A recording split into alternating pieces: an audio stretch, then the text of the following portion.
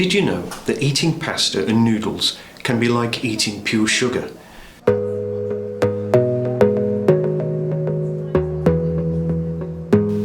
Just eating flour-based pasta or noodles can cause massive blood sugar spikes.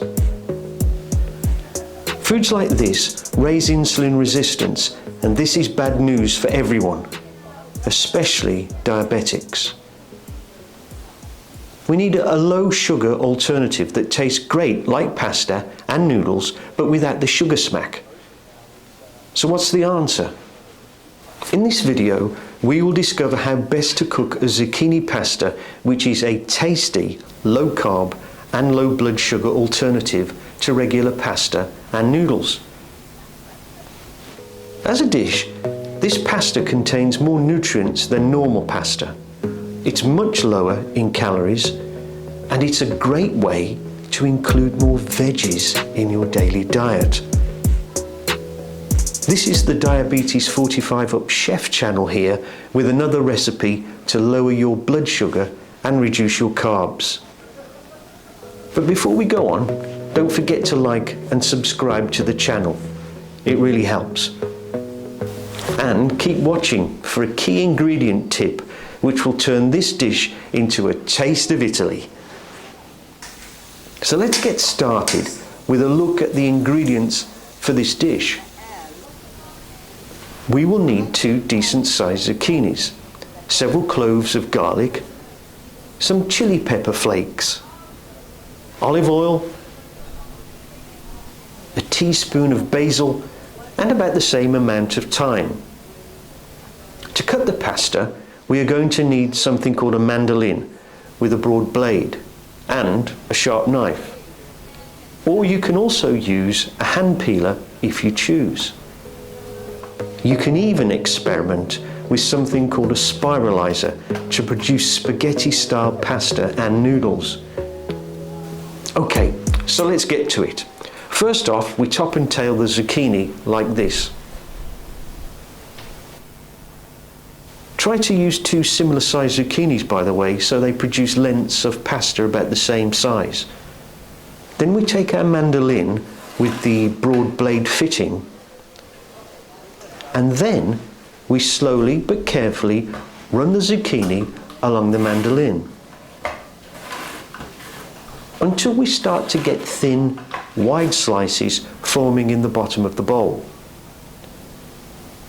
When both of the zucchinis have been sliced, place them on some kitchen roll.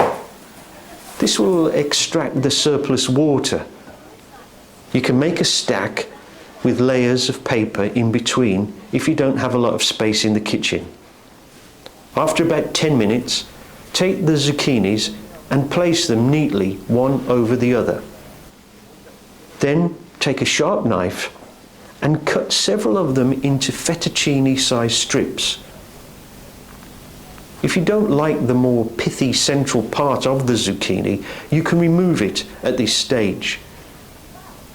Now it's time to cut some garlic cloves. 4 or 5 should do the job. Proceed to chop them finely, so when they are added to the olive oil, they will infuse it with flavour and taste and aromas. Now take about 3 tablespoons of olive oil and pour it into the frying pan.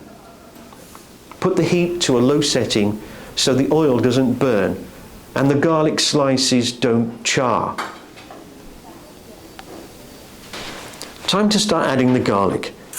The low heat setting ensures the garlic has a chance to liberate its oils into the olive oil itself.